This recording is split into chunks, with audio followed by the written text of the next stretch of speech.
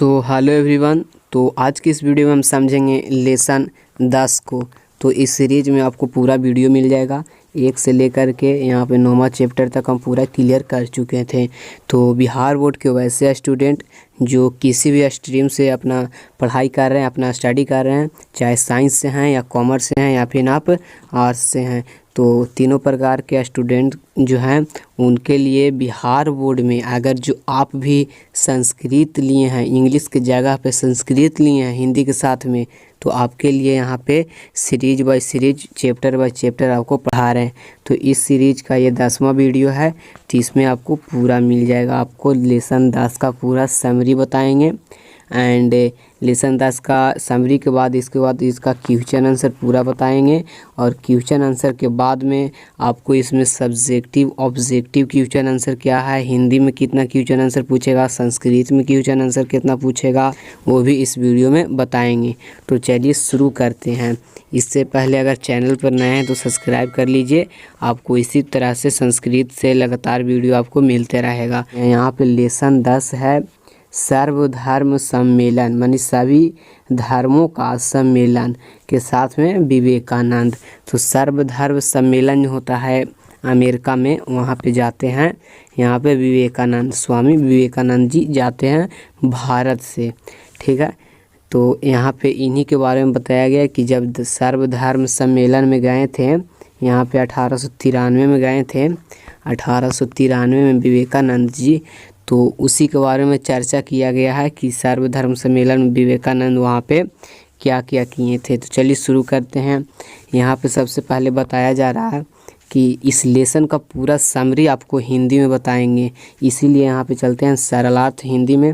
11 सितंबर 1893 सोमवार का दिन था और सम्मेलन का प्रथम सत्र था, प्रारंभ हुआ। बीच में कार्डिनल गिब्बन्स बैठे हुए थे। ये क्वेश्चन पूछा है आपको कि बीच में कौन बैठे हुए थे, तो बीच में बैठे हुए थे कार्डिनल गिब्बन्स बैठे हुए थे। उनके समीप पश्चिमी देशों के प्रतिनिधि और ब्राह्म समाज के संस्थापक, इसके बाद ईश्वरवादी नागरकर बैठे हुए थे। श्रीलंका के बौद्ध प्रतिनिधि बैठे हुए थे जिनका नाम था यहाँ पे धर्ममास। जैन धर्म के महाभाग बैठे हुए थे। थियोसॉफिकल समाज के सदस्य बैठे हुए थे। उनके बीच में कोई युवक बैठा हुआ था जिनको नाम तो नहीं बताया गया है, कोई युवक बैठा हुआ था, वह सब में किसी का संप्रदाय से विशेष नहीं है। कहने का मतलब है कि उसे उसका कोई धर्म नहीं था और बीच में बैठा हुआ था। सभी लोग आए थे, श्रीलंका से आए थे, थियोसॉफिकल सोसाइटी से आए थे, यहाँ पे जैन धर्म से आए थे, बौद्ध धर्म से आए थे, ब्राह्मण समाज से आए थे, बहुत लोग आए थे इसमें। उसने हजारों से अधिक दर्शन से आकृष्ट किया और उनका सुंदर मुखमंडल, कुलीन आचरण और प्रभाव वेशभूषा रहस्यपूर्ण था। अवतीर्ण दिव्य व्यक्तित्व का प्रभावी अच्छा तरह लोगों को प्रभावित किया। सभी प्रतिनिधि ने उनका परिचय देते हुए संक्षेप में अपने धर्म के विशेषता का व्याख्यान किया। वहाँ पे सब कोई जब बैठे हुए थे तो बारी बारी से सबका बारी आ रहा था और उसमें बताया जा रहा था अपने अपने धर्मों का विशेषता, किस धर्म से कौन है और उसमें क्या विशेषता है। तो सभी लोग अपने अपने धर्मों को विशेषता कर रहे थे यहाँ पे। इसके बाद बारी आता है स्वामी विवेकानंद के। तो यहाँ पे आपको बताते हैं सरलार्थ में, बहुत देर के बाद युवक की बारी आई। वही युवक जो जिसका नाम नहीं बताया गया था इसमें, और लास्ट में उन्हीं का बारी आता है। लेकिन जब उसने यहाँ पे बोलना प्रयास किया तो उसकी वाणी प्रदीप्त दिव्य शाखा की तरह प्रज्वलित हो उठी। सभी ने वहाँ पे क्या किया, उन्होंने श्रोता समुदाय को, सभी को उसने प्रभावित किया जब वह अपने व्याख्यान अमेरिका के भाइयों एवं बहनों के संबंध से किया। ऐसे तो ये इंग्लिश में है पर यहाँ संस्कृत में बताया गया है और उसका ये हिंदी है। तो अमेरिका देश के भाई बहनों से संबोधित किया, मतलब मेरे भाई एवं बहनों से संबोधित किया। और तब सैकड़ों लोग ताली बजाकर उसे प्रोत्साहित किए। सम्मेलन की औपचारिकता को असामान्य लोग उनके हृदय गत भाग को बोलने लगे और पुरातन वैदिक धर्म युवा संन्यास अमेरिका देश का अभिनंदन करने लगा। मतलब जितना भी लोग वहाँ पे था वो पूरा इस वैदिक धर्म के जो सन्यासी था अमेरिका में बोल रहा था उससे सब लोग अभिनंदन करने लगे। जितना भी युवा था और जितना भी वहाँ पे धर्म के शास्त्री बैठे हुए थे, जितना भी ज्ञानी बैठे हुए थे, सभी लोगों ने उस सन्यासी को जो वैदिक धर्म मतलब सनातन धर्म से था उसे अभिनंदन किया। इसके बाद बताया जा रहा है कि अन्य सभी वक्ताओं ने ईश्वर की चर्चा की। मतलब जितना भी बोलने वाला थे वहाँ पे मतलब वक्ताओं थे उन्होंने अपने भगवान की चर्चा की, लेकिन उन्होंने सर्वव्यापी ईश्वर की चर्चा की जो सभी जगह है। इसके पहले किसी का भी भाषण उदारपूर्ण नहीं था जो किसी का भाषण समझ रखे, लेकिन जो विवेकानंद का भाषण रहता है उदारपूर्ण भाषण था। युवक विवेकानंद ने 10 बार से अधिक भाषण दिया और लगातार यहाँ पे 10 बार भाषण देते रहे।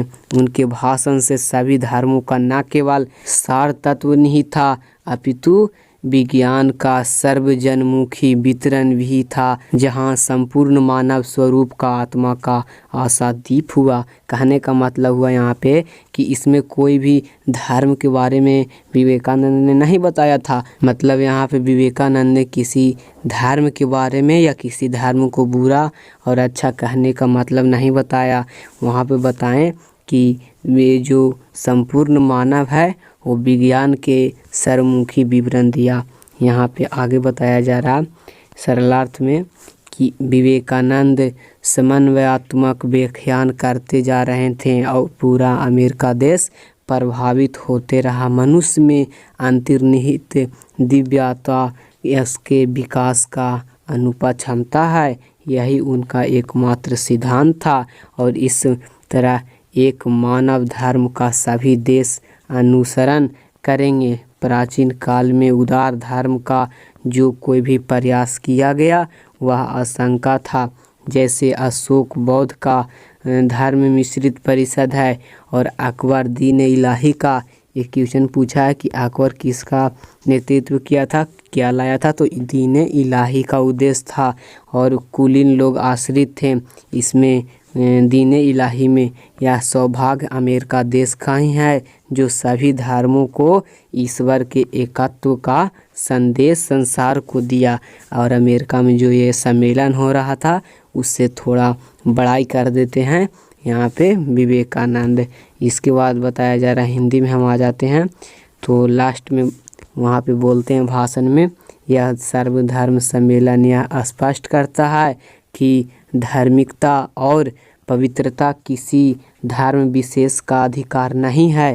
कहने का मतलब है कि धर्म किसी विशेष और पवित्रता किसी विशेषता का नहीं है, किसी विशेष धर्म का नहीं है, बल्कि वह हर मानव का अधिकार है कि वह पवित्र रहे। किसी धर्म पवित्र नहीं है। धर्म ध्वजों में यह लिखा जाना चाहिए कि सहायता करो, युद्ध नहीं, विनाश नहीं करो और समन्वय करो। युद्ध नहीं, प्रयुक्त मंत्री और शारीरिक स्थापित करो। मतलब कि दिमाग से काम लो। युद्ध नहीं करो, विनाश नहीं करो, समन्वय करो। इन ओजस्वी शब्दों का प्रभाव सर्वत्र यहाँ पे आश्चर्यजनक रूप से पड़ गया और पूरा वहाँ पे तालियों का गूंज शुरू हो जाता है। जैसे कि लगता है वहाँ पे कोई नया व्यक्ति आया और अपने धर्म के बारे में नहीं मानवता के बारे में बताया। तो विवेकानंद मानव के बारे में बताएं, साइंस के बारे में बताएं। अमेरिका देश के समाचार पत्रों में भारत देश की अतीव प्रशंसा हुई। वहाँ पे मतलब भारत का वर्णन एक शब्दों में नहीं अनेक शब्दों में होने लगा और वस्तुतः स्वामी विवेकानंद विदेशियों के प्रतिक्रिया स्वरूप युग पुरुष बन गए। तो इसमें पूछा गया है क्वेश्चन कि युग पुरुष किन्हें कहा जाता है। युग पुरुष किन्हें कहा जाता है? स्वामी विवेकानंद को। और ये उपाधि कहाँ मिला? तो उन्हें अमेरिका में ये उपाधि मिला था। आई होप इतना आप समझ गए होंगे। इसके बाद आपको बताते हैं संस्कृत में जो क्वेश्चन पूछेगा वो। तो चलिए संस्कृत में जितना क्वेश्चन पूछेगा वो क्लियर करेंगे। सबसे पहले फर्स्ट क्वेश्चन में यहाँ पे 2-3 क्वेश्चन है ऑब्जेक्टिव संस्कृत में। तो संस्कृत में फर्स्ट क्वेश्चन है सर्वधर्म सम्मेलन कुत्र अभवत। तो ये कहाँ हो रहा था? पटना में हो रहा था, शिकागो में हो रहा था, फ्रांस में हो रहा था कि जापान देश से, मैंने जापान में हो रहा था।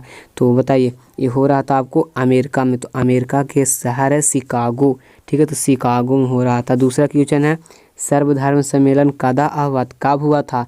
तो 1894 कि 1886, 93 कि 1993। तो ये हुआ था 1893, 11 सितंबर 1893 में हुआ था। तीसरा नंबर क्वेश्चन है साहित्यकार रोमा रोगल महोदय कस्य जीवन वृत्ति न अखिलते। कहने का मतलब है कि जो साहित्यकार वहाँ बैठे हुए थे रोमा रोगल, वह किसके यहाँ पे जीवन वृत्ति से अभिलेखित थे?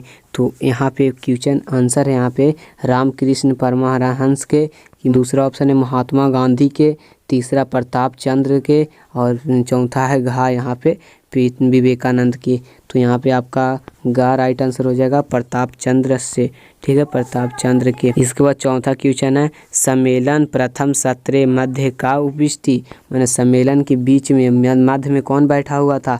तो आपको शुरू में बताए थे कि बीच में बैठे हुए थे आपको कार्डिनल गिब्बन्स बैठे हुए थे, ऑप्शन नंबर हो जाएगा गा। इसके बाद चलते हैं संस्कृत में शॉर्ट क्वेश्चन आंसर में। तो फर्स्ट क्वेश्चन है विवेकानंद का आशित। तो विवेकानंद क्या हो? तो वहाँ पे युग पुरुष अस्थि। दूसरा क्वेश्चन है सर्वधर्म सम्मेलन विवेकानंद समाभार ने किस संबोधन मैंने क्या बोलकर संबोधन किए? तो बोले अमेरिका के ब्रदर एंड सिस्टर, मतलब भाई एवं बहन बोले थे। इसके बाद तीसरा बृहद समाज के संस्थापक कौन है? तो बृहद समाज के संस्थापक हैं प्रताप चंद्र। और यहाँ पे चौथा क्वेश्चन है घा है सर्व प्रतिनिधि सम्मेलन की कीर्तवान। सभी प्रतिनिधि सम्मेलन में क्या किए? तो सभी प्रतिनिधि अपने अपने धर्मों को सम्मेलन में, सर्वधर्म सम्मेलन में वहाँ पे अपने धर्मों को विशेषता बताएं, क्या उसमें खासियत से बताएं। लेकिन विवेकानंद क्या बताए थे? वहाँ पे अपने धर्मों की विशेषता नहीं बताकर मानवता के बारे में बताए थे। इसके बाद यहाँ पे आपको मिलान करने के लिए है, तो उचित शब्द को मिलान कीजिए। पहला यहाँ पे काम्य है, तो बृहद समाज के यहाँ पे संस्थापक हो जाएंगे प्रताप चंद्र, तीसरा हो जाएगा। और बौद्ध प्रतिनिधि कौन था? तो धर्मपाल गया था वहाँ पे, पढ़िएगा इस बुक को तो समझ में आ जाएगा आपको। अकबर, तो अकबर दीन इलाही चलाया था। बाकी बचा रोम रोला, तो रोम रोला फ्रांसीसी था, ठीक है। रोम रोला कहाँ से गया था? तो फ्रांसीसी था। इसके बाद यहाँ पे क्या करना, संधि विच्छेद करना है। तो व्याकरण को हम छोड़कर आगे चलेंगे। यहाँ पे ऑब्जेक्टिव क्वेश्चन, फर्स्ट क्वेश्चन यहाँ पे सर्वधर्म सम्मेलन विवेकानंद पाठ कस्मात ग्रंथ संकलित, किस ग्रंथ से लिया गया ये लेसन? तो यहाँ पे क्या हो जाएगा? विवेकानंद की जीवनी से। चलिए दूसरा नंबर क्वेश्चन की ओर हम आगे बढ़ रहे हैं। तो दूसरा नंबर क्वेश्चन है विवेकानंद की जीवनी इति ग्रंथ रचिता। तो विवेकानंद की जीवनी के रचिता कौन है? तो इसका हो जाएगा बताइए मुल्कराज हो जाएंगे, रामारोला हो जाएगा, या फिर जवाहरलाल नेहरू या नागरकर। तो इसका हो जाएगा रामारोला, जो आया था कहाँ से? फ्रांस से, जो उन्हीं का वहाँ पे देख करके जीवनी को लिखा था। इसके बाद तीसरा नंबर क्वेश्चन है सर्वधर्म सम्मेलन कब चला? तो कब चला था? 11 सितंबर 1893 में। तो 11 सितंबर हो जाएगा यहाँ पे आपको ऑप्शन नंबर गा, 11 तारीख 9वां महीना 1893। इसके बाद चौथा नंबर क्वेश्चन है सर्वधर्म सम्मेलन में यहाँ पे मध्यस्थ का उपविष्ट आशित, कौन बैठे हुए थे मध्य में, बीच में? तो बताइए प्रताप चंद्र, नागरकर, गांधी जी या कार्डिनल गिब्बन्स? तो ये बैठे हुए थे कार्डिनल गिब्बन्स, ऑप्शन नंबर घा। चलिए इसके बाद हम आगे बढ़ते हैं क्वेश्चन नंबर 5 में। 5 क्या कह रहा है? सर्वधर्म सम्मेलन कत्र आयोजिता, कहाँ आयोजित किया गया था? शिकागो में, मेलबर्न में, पेरिस में, बकिंघम में। तो इसका ऑप्शन नंबर हो जाएगा का शिकागो, अमेरिका में, ठीक है। चलिए आए छठा क्वेश्चन नंबर है कार्डिनल गिब्बन्स महोदय पार्श्व बृहद समाज प्रमुख कै उपविष्ट आशित, मतलब वहाँ कौन बैठे हुए थे कार्डिनल गिब्बन्स के बगल में? तो ऑप्शन नंबर हो जाएगा यहाँ पे खा, ये दोनों बैठे हुए थे ईश्वर चंद्र नागरकर और प्रताप चंद्र। इसके बाद 7वां नंबर क्वेश्चन है यहाँ पे श्रीलंका के बौद्ध प्रतिनिधि कौन थे? तो श्रीलंका से बौद्ध प्रतिनिधि के रूप में कौन गए थे? तो चलिए यहाँ पे बताते हैं आपको श्रीलंका से कौन गए थे। तो श्रीलंका से गए थे यहाँ पे आपको धर्मपाल गए थे, ठीक है, धर्मपाल ऑप्शन नंबर गा। 8वां नंबर क्वेश्चन है, सर्वधर्म सम्मेलन में प्रतिनिधि के माध्यम में सबसे एक करे कौन बैठा हुआ था, कौन सा युवक आसित।